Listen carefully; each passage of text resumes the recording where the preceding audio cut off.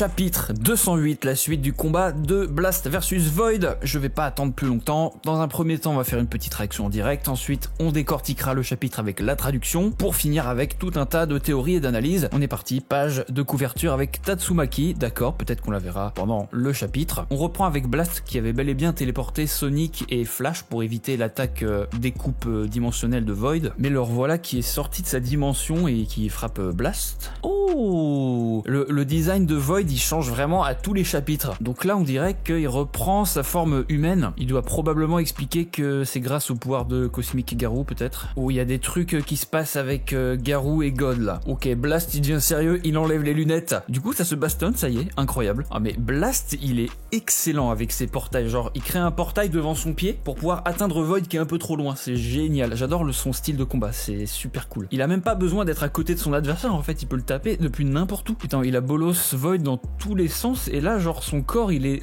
tout retourné. Ah non, c'est juste que c'est Void qui retourne son corps.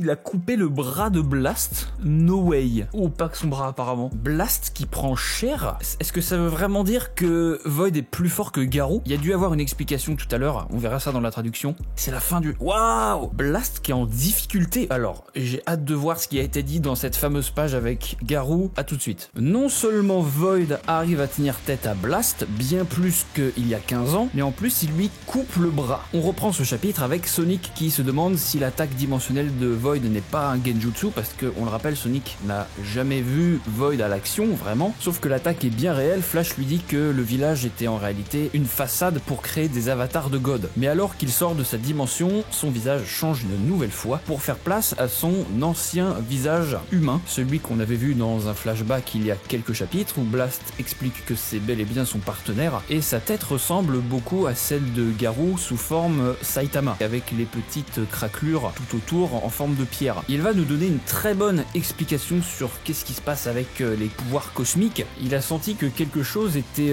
étrange depuis qu'il a absorbé les pouvoirs cosmiques de Garou. Lorsque Saitama l'a frappé avec son Zero Punch, tous les pouvoirs se sont volatilisés dans les airs, mais Void les a interceptés pour les absorber pour lui, et il dit que Garou était en fait une création ratée, une expérimentation qui n'a pas bien fonctionné, qui n'a pas bien tourné, puisque, on le rappelle encore une fois, Garou n'a pas totalement pris la main de God. Il n'a eu qu'une fraction de ses pouvoirs, mais pas que. Alors que la puissance affluait dans tout son corps, il a quand même gardé une part d'humanité et il n'a pas succombé à 100% à la tentation. Il n'était pas totalement contrôlé par God, un petit peu quand même sous l'influence de pouvoirs divins parce qu'il était très content de les avoir, mais il restait lui-même. Donc pas de bol pour Void, il ne pourra pas bénéficier de pouvoirs divins, on va dire à 100%. Mais les pouvoirs divins qu'il a absorbés auront quand même une utilité puisque apparemment les attaques de Blast ne fonctionnent plus sur lui. On avait déjà vu au chapitre précédent les attaques de Blast. Il a intitulé ces attaques les attaques des ténèbres. Ça reste un gros point très flou encore, on ne sait pas comment Blast a obtenu ses pouvoirs, on verra ça avec une petite théorie à la fin que j'ai. Après toutes ces années, Void avait longtemps oublié la rage qu'il animait envers Blast et c'est probablement à cause de la volonté de God. Void s'est fait corrompre par God, donc il a perdu un peu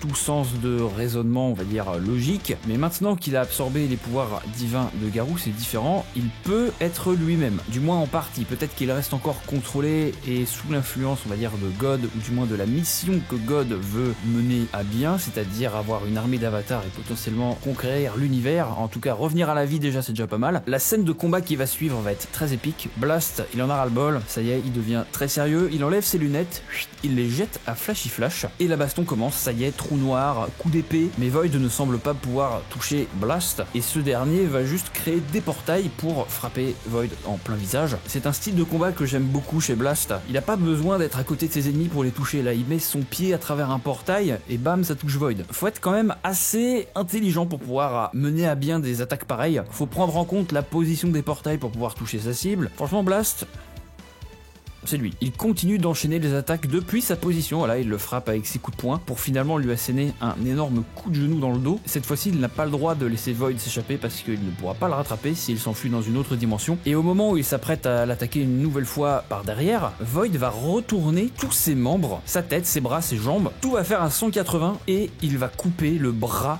de Blast qui passait tout juste à travers le portail. En même temps, Blast ne s'y attendait pas à ce que Void puisse retourner tout son corps, impossible pour lui de réagir. Et son bras tombe par terre. Petite parenthèse ici, on voit la case du milieu avec Flash et les lunettes de Blast. En fait, tout le combat qu'on a vu ici entre Blast et Void, il s'est déroulé en moins d'une seconde. Vous vous souvenez quand Blast a lancé ses lunettes à Flash, et ben en fait il vient juste de les rattraper. On peut voir une petite icône de son comme si Flash venait d'attraper les lunettes. Donc qu'est-ce que c'est que ce bordel en fait? Blast est vraiment trop rapide. On savait déjà qu'il était très rapide puisqu'il s'était téléporté derrière Flash en très peu de temps et il a même combattu d'égal à égal pendant un certain temps avec Cosmic Garou, mais là ça dépasse l'entendement de One Punch Man. On va le dire, on dit les termes, Blast c'est vraiment lui. Il a perdu un bras mais c'est lui, d'accord? Void va faire la réflexion que Blast ne peut plus se téléporter s'il ne peut pas connecter ces deux points entre eux. Et c'est vrai, à chaque fois qu'il le faisait, ces points rentraient en contact, il y avait l'espèce de symbole infini, il y avait un trou noir qui se créait autour de lui, et il se téléportait. Mais là, ça va plus être possible. Comment il va faire pour vaincre Void? Il ne va plus pouvoir esquiver la lame dimensionnelle de Void. Bon, ça m'étonnerait, Blast il est quand même très rapide, il a pas besoin de se téléporter à chaque fois, et il menace de détruire toutes les villes à travers le monde, pendant que Blast reste là à rien faire. Mais Blast dit à Void que c'est un gros menteur. À l'époque, il y a 15 ans, tu n'aurais pas hésité à me trancher la tête là, maintenant, tout de suite. Sauf que là, il y a un truc qui est différent, tes yeux, ils semblent un peu hésitants. C'est probablement dû au fait qu'il a aspiré les pouvoirs de Garou. Et parmi ces pouvoirs de Garou, il y avait sa volonté de résister à God. Tout ça a été transmis à Void et il commence petit à petit, on dirait en tout cas, à ne plus être totalement sous l'influence de God. Blast a à peine le temps de finir sa phrase qu'il est tranché de partout. Void a eu le temps de l'attaquer, on ne sait pas comment, ou alors avoir des attaques à retardement, un peu comme la pomme et Atomic Samurai. Le moment où la pomme avait pas compris qu'elle était tranchée. Bah là c'est un peu pareil, tu vois, l'attaque elle a un retardement, Blast il a pas capté qu'il était tranché aussi. Et le chapitre se termine ici. Waouh. Que dire de ce combat Blast versus Void qui transcende nos espérances. Vraiment on est très contents. Les lecteurs du webcomic je pense sont contents également de pas avoir le même traitement qu'ils ont eu. Ça peut encore arriver, j'en parlerai plus tard, pas de spoil maintenant. Qu'est-ce qu'il y a de plus à dire dans ce chapitre? Eh bien une petite théorie sur les pouvoirs de Blast. On va la faire simple, Blast il a le pouvoir des ténèbres et Void a le pouvoir de la lumière. Les ténèbres contre la lumière, jusque là tout va bien, sauf que les ténèbres en général c'est associé au mal, la lumière au gentil, mais là ça a l'air d'être l'inverse. God il a l'air d'être méchant, il donne des pouvoirs pour éradiquer toute l'humanité et contrôler la Terre voire l'univers, c'est donc méchant, donc la lumière en fait elle serait méchante et le pouvoir des ténèbres ça serait le côté des gentils. One il aime bien faire ça, hein, des inversions etc.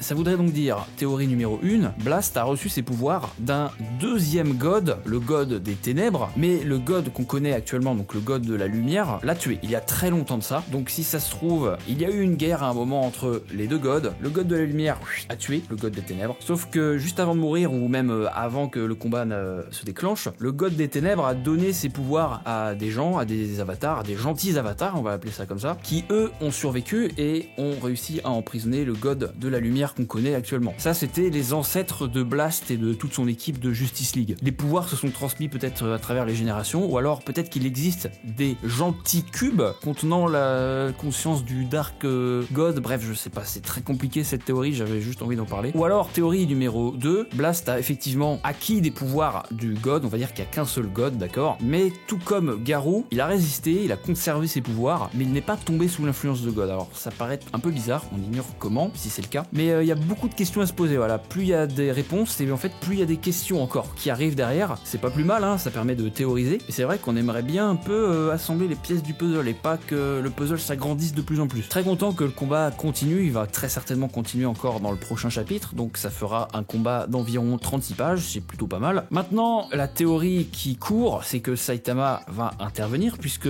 Blast ne peut plus combattre. Est-ce que Blast va téléporter Saitama sur le champ de bataille, ou alors est-ce que Blast va faire appel à ses coéquipiers, l'espèce de roi des fauves, l'elfe et Boris? Est-ce qu'on aura droit à Boris versus Cosmic Void? Ça serait pas mal. Il y a également une raison pour laquelle Void peut faire des 180 avec sa tête et ses membres. Il y a une raison dans le webcomic, je sais pas si ça sera identique à la version manga, on verra, parce qu'au final, on ignore encore beaucoup de choses sur Void. Comment il a été corrompu, quels sont tous ses pouvoirs, quand est-ce qu'il a rencontré Blast, quand est-ce qu'il s'est fait corrompu, bref, voilà, tout ça. Sur ce, je vous laisse, c'était un très bon chapitre et on se retrouve dans 2 semaines pour le prochain. Bisous.